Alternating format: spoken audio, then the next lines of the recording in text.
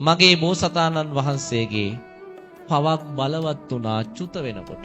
ගිහිල්ලා ඉපදුනා සෙබඩියකගේ කුසේ. මේ ලෝකෙට බිහි වුණා ස්වර්ණ වර්ණ බිජුවක්. බිත්තරයක් රත්තරන් පාට. බිජු රැක්කා. මේ ලෝකෙට ඉපදුනා ස්වර්ණ වර්ණ මොනර පැටියේ රත්තරන් පාට. ඉඩෝරයක් ආවා. වතුර නැහැ. ඉඩෝරයක් ආව මේ මොනර පැටිය තමන්ගේ රෑනත් එක්ක දුර පළාතකට යනෝ ජලය හොයාගෙන. ජලය හොයාගෙන දුර පළාතකට ගිහිල්ලා එක්තරා ජලාශයකින් ජලය පානය කරනවා. ජලය පානය කරනකොට තමන්ගේම රූපේ අර දිය කාචෙන් දකින්න. තමන්ගේ රූපේ තමන් දැක්කම තමන්ට වෙනසක් දැනුණා. වෙනස තමයි තමන්ගේ රෑනේ ඉන්න අනිත් මොනරුන්ට වඩා මම වෙනස්. මේ මොනරට තිබුණ විශේෂ හැකියාවන් දෙකක්. බෝසත් මොනරනේ. එකක් තමයි කතන හැකියාව තිබුණ, කතා කරන්න පුළුවන්. අනිත් කාරණේ තමයි ජාති ස්මරණ ඥානය තිබුණ, පෙර ආත්ම පේනවා. මේ මොනරට තමන්ගේම රූපේ තමන් දැක්කම බයක් ඇති වුණා. ජාති ස්මරණ ඥාණයෙන් පේනවා තමන් පෙර ආත්මිකත් සරණවර්ණ හංසයෙක් වෙලා ඉපදිලා හිටියා. ස්වර්ණහංස ජාතකයේදී. ස්වර්ණහංස ජාතකයේදී තමන්ගේ මේ ශරීර වර්ණය තමන්ගේ ජීවිතයට අනතුරක්. ඒ නිසා මම මේ රෑනත් එක්ක ඉන්නේ නැහැ.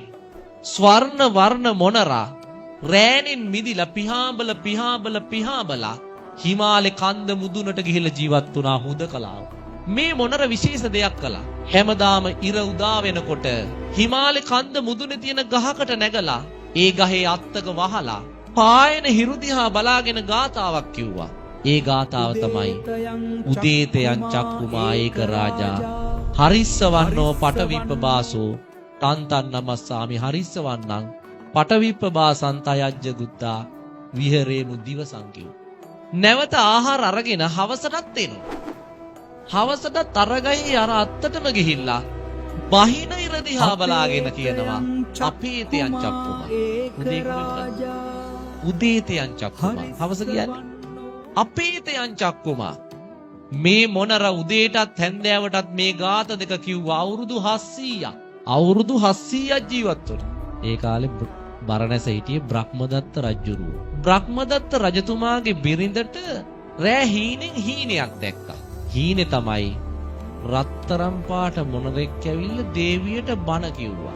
උදේ පාන්දර රජතුමාට කියනවා රජතුමනි මට 12ක් ඉපදුනා. රත්තරන් පාට මොනරෙක්ගෙන් මම බණක් ඇහුවා. ඒක තමයි මගේ 12. අනේ රජතුමනි මට ස්වර්ණ වර්ණ මොනරෙක්ගෙන් බණ අහන්න සලස්වන්ට කිව්වා. රජතුමත් පොඩි කතන්දරයක් අහලා තිබුණා. ඒ කාලේ මිත්‍යා මතයක්. ඒ කාලේ මිනිසුන් අතර විශ්වාසයක් තිබුණා රත්තරන් පාට මොනරෙක් ඝාතනය කරලා උගේ මාංශය අනුභව කරෝති කවදාවත් මැරෙන්නේ නැහැ කියලා. දැන් රජතුමා හිටියේ ඒ මතේ. රජතුමා දැන් මොකද කරන්නේ? රජතුමා තමන්ගේ අමාත්‍ය මණ්ඩලය රැස් කළා. රැස් කරලා අමාත්‍ය මණ්ඩලයට කියනවා අමාත්‍යවරුනි මගේ දේවියට 12ක් හටගෙන. ඒ නිසා රත්තරන් පාට මොනරෙක් හොයන්න කිව්වා. එහෙම මොනරු මේ ලෝකේ නෑ රජතුමනි. අපි මේ රටේ ආදිවාසීන්ගෙන් අහලා බලමු. රජතුමා අඬබෙර ගහලා මුළු රටේම ඉන්න වැද්දෝ ටික කැඳෙව්වා. ආදිවාසී. කැඳවලා අහනවා කවුරු හරි සරණ වර්ණ මොනරෙක් දැකලා තියද කියලා. ආදිවාසී මිනිස්සු කියනවා රජතුමනි අපි දැකලා නැහැ. ඒ වෙලාවෙ එතන හිටපු හැඩි දැඩි තරුණයෙක් කියනවා රජතුමනි මම දැකලා නැහැ. හැබැයි මගේ මැරුණු මුත්තා මට කිව්වා එහෙම මොනරෙක් දැක්ක කියලා. රජතුමා කියනවා පුරුෂය ඔබ තමයි මේකට සුදුස්සා. ඔබ හිමාලයට යන්න. මේ තරුණ වැද්දා හිමාලේ කන්ද තරණය කළා. උදේ ඉඳලා හැන්ත වෙනකම් බලන් හිටියේ එහෙම මොනරෙක්. ඇවිද කන්ද මුදුනේ සක්මන් කර කර හොයනෝ දැන් මොනරා. එහෙම මොනරෙක් නැහැ. හැන්දෑවේ උත්සාහය අතහැරලා එන්න පිටත් වුණා. එන්න පිටත් වෙනකොට මොනරෙක් පිහාඹගෙන එනවා රත්තරන් පාට. මොකටද දෙන්නේ? අපේතයන් චක්කුමා කියන්න බහින ඉර දිහා බලාගෙන.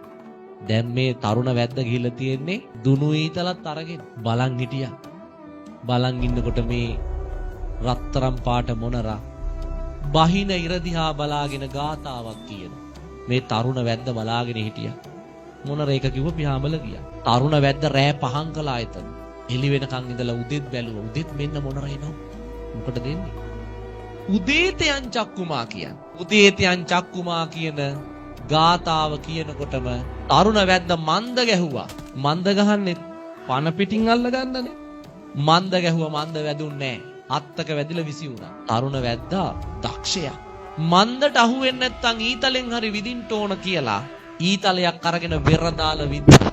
මොනරගේ ළඟටම ගිහිල්ලා ඇඟේ ගෑවි නොගෑවි ගිහිල්ලා වෙන අතකට හැරුණා. ගිහිල්ලා ගහේ වැදුනා. දැන් වැද්දට පුදුමයි.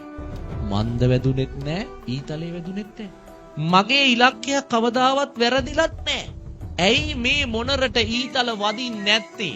වැද්ද තීරණයක් ගත්තා. අනිවාර්යයෙන්ම මේ මොනර කියන ගාථාවේ බලයක් ඇති.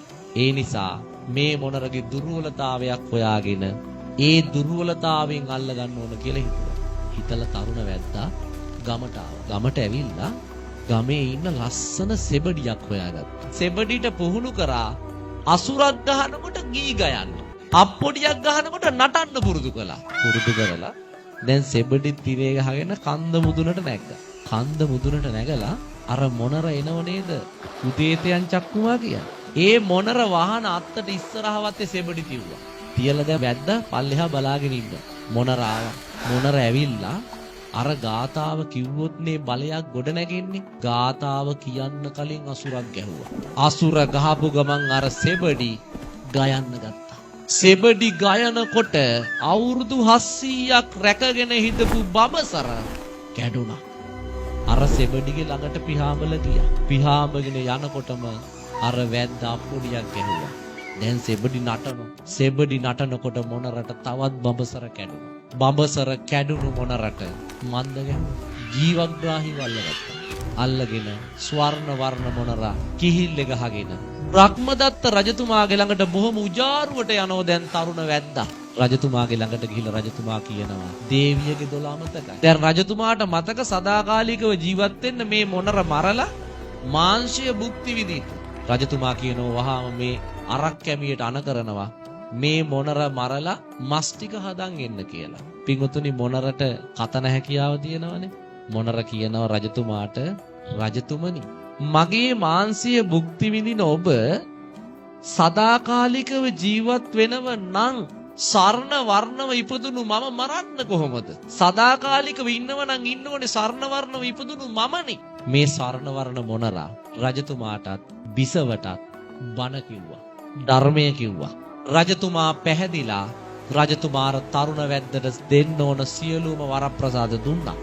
දීලා නියෝග කළා මේ මොනරා නැවත අරගෙන ගිහිල්ලා හිටපු තැනටම මුදා හරින්න කියලා. ඒ නිසා ස්වර්ණ වර්ණ මොනරා නිරුපද්දිතව මුදා හැරියා.